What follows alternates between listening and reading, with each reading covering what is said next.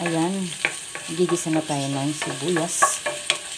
Pinainit ko na kasi itong kawali. Nilunod ko na ang sibuyas. And then, yung ating bawang.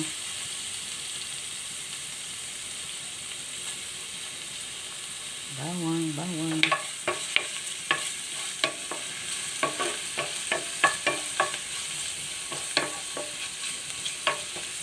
Antayin muna natin siya mag golden brown, diba? Huwag naman siyang as in sobrang golden. Magluluto lang tayo ng simpleng ulam para sa tanghalian at hapunan. Alam niyo mga ang madiskarteng nanay, maghahanap ng paraan yan para mapasarap ang ulam ng mga anak. So ayan, medyo nag-golden brown na siya. Pwede na natin ilunod ang ating chicken. Lechon yan.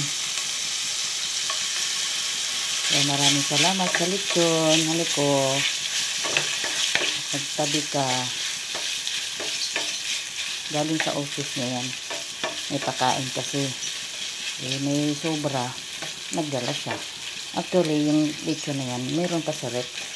Siyempre, hindi mo naman kailangan maraming sasahog, diba? Sahog mo lang naman sa gulay yan para may kunting lasa ang ating gulay. Anuhin muna natin siya. So, ayan, okay na yan. Lalagyan natin siya ng kunting toyo. Oh, ang ganda ng aking lagayan, oh. Yan ang aking order. Hindi ko pa pala na-upload yung aking unboxing yan dito. Ayan, tama na yan. Kunti pa pala. Ayan. Para magkaroon siya ng kunting ano ba. So, mix. Para sa ating ulam for today. Pasensya nyo na. Diba? So, ngayon pwede na natin ilunod ang ating gulay. Charan! Gulay na upo. Diba? Hanggang hapunan na yan. 3 lang naman kami kakain. Ganon kami katipid. Kung anong ulam namin yung tanghalian, ulam din ang hapunan. Pero pag nandito ang aming kamahalan, ay hindi pwede yun. Kasi kulang sa amin to. Pag 3 lang kami, sakto lang sa amin yan, may sobra pa. Pagdating kasi ng hapunan, hindi naman ako kakain na ng kanin eh. Bihira lang. Tinapay lang ako, kape, tama na sa akin yun. Ayan, tatakpan muna natin siya para lumambot konti and then ating titimplahan maya. So, ito na siya. Ayan. Lalagyan na natin siya ng tubig. Gusto ko kasi maraming sabaw.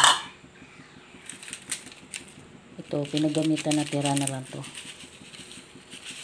Teng. Hindi na masyadong marami yan. Kunti na lang yan. Tira na lang kasi yan nung nagluto ako kahapon. Nagluto ako ng sinangag na kanin. Nasunog ang aking sinain. Lagyan natin siya ng paminta. Oh, flex ko lang din to. Kasama yan din sa lagayan ng mga mantika, toyo. So, ayan. Antayin na lang natin siya na kumulo. At katapos, kakain na tayo.